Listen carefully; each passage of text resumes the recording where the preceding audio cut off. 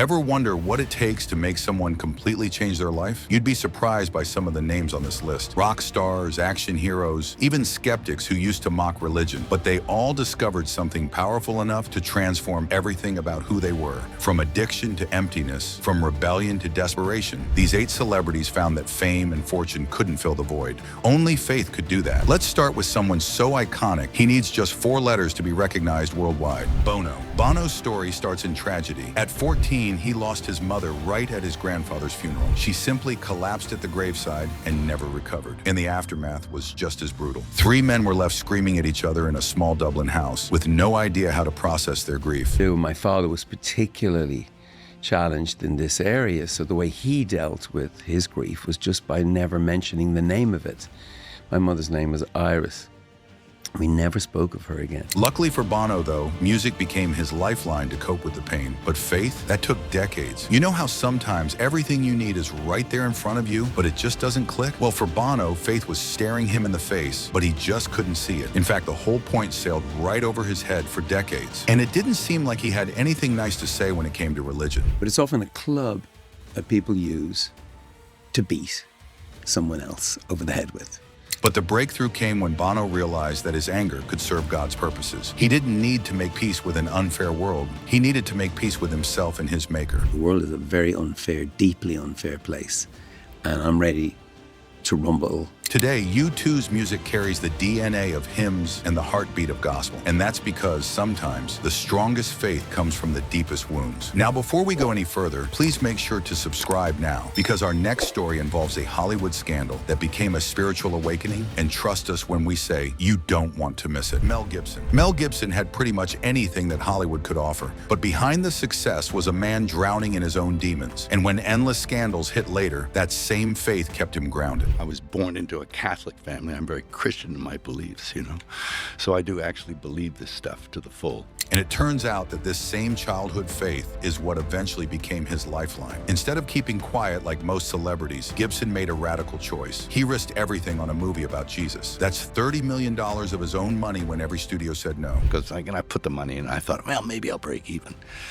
And it was, then I got these messages back. All the majors wouldn't distribute it. So I was like, nobody will distribute it. Okay, I guess I've lost, the money. But here's the thing, the passion wasn't about money at all. It was about meaning. And like many other celebrities on this list, when Gibson's darkest moments came, faith became his anchor. I regard the fact that I was able to appeal to something greater than myself to help me and actually stop me doing that. I think that's a miracle. Now, moving on to our next celebrity on this list, this is when you're probably going to start seeing a pattern emerging, and this is no coincidence either, because as it turns out that asking Jesus for guidance in your darkest moments is just about the best thing you can do. Manny Pacquiao. Before Manny Pacquiao was the people's champion, he was a 5-year-old boy watching his little brother cry from hunger. I remember one time, my young brother he was 5 years old back then, and he was crying like, in the afternoon, 1:30 in the afternoon, he's crying because he's hungry. He's asking for food, and we don't eat breakfast, we don't eat lunch. This is the story of how boxing became Manny's escape from poverty, but success brought new demons. Nothing out of the ordinary, just the classics: gambling, drinking, womanizing. And sure, Manny was a champion in the ring, but he was pretty much losing the fight that mattered most. My life is, I'm not really, it's like empty. My life is empty. Although I have money, I have, I can do whatever I want, but it's kind of empty in my heart. But then came the encounter that changed everything. Alone in a forest, kneeling and crying, Pacquiao experienced something that shook him to his core. I had experience to hear the voice of God, and when I hear the voice of God, I'm just like melting. I feel like dying. Wow. Yeah, that's how big the voice of God. And I was in the middle of the forest and kneeling and crying and asking for forgiveness to the Lord. The boxing champion, who once had everything but felt empty inside, finally found what he'd been searching for. Today, Pacquiao never forgets to praise Jesus whenever he's asked about his success. The best part of my life happened is not the time when I became a champion, But the time I know Jesus Christ. But moving on from the boxing ring to something even more intense, our next star's highly unlikely transformation shocked just about everyone. Kat Von D. If someone told you a few years ago that Kat Von D, aka the goth queen of tattoo culture, would become one of Hollywood's loudest Christian voices, you'd think they were insane. But sometimes God works in the most unexpected places. It's like I came to this really awesome realization. I don't want these crutches in my life anymore. You know, and that's what I really saw them as, is like, okay, like, I just want Jesus. Kat's journey began in the missionary fields of Mexico, where she was born to Christian parents, but rebellion called, and at 14, she ran away, diving headfirst into punk rock culture and everything that came with it. But I ended up, going astray in a way. Like I think I discovered punk rock music at a very early age, and I don't want to blame that for my decision to like walk away from God. This free thinking mentality is like to question everything, especially authority. Years of searching through New Age practices, meditation, and spiritual band-aids left Kat feeling empty. But the true breakthrough came during the 2020 lockdowns when her husband started questioning everything they thought they knew. I came downstairs and he just said, "Hey, babe, I think we got it wrong. You know, I think we got a lot of things wrong." Now, this honest conversation led to studying scripture, which led to a complete transformation. And when Kat's baptism video went viral, fans simply couldn't believe the dramatic change. And it's easy to see why, because this is the same woman who once searched for meaning in darkness, but somehow she managed to find light in the most unexpected place. And speaking of unexpected transformations, just like Kat, our next star discovered that questioning everything can lead you straight to God. But before we dive in, we want to thank our incredible sponsor, Body Surf. These guys are a Christian-founded beach lifestyle brand on a mission to help you disconnect from the digital chaos and reconnect with what really matters, and that's God's amazing creation. So whether you're hitting the waves or just soaking up some vitamin D, they've got the gear to help you live that salt life faith. Feel free to check them out at shopbodysurf.com. Matthew McConaughey. Matthew McConaughey's faith journey reads just like his movies. Thoughtful, unconventional, and yet surprisingly deep. So let's trace that deepness back to where it first started. Growing up Baptist in Texas, he followed the Sunday school script until college brought questions that simple answers couldn't satisfy, or how he likes to call them, the burning push. I don't know what to do in my daily life with the burning push. I don't know what to do with that. I do know what to do with love your neighbor like yourself. I do know what to do with Matthew 6:22. If thy eye be single, thy whole body will be full of light.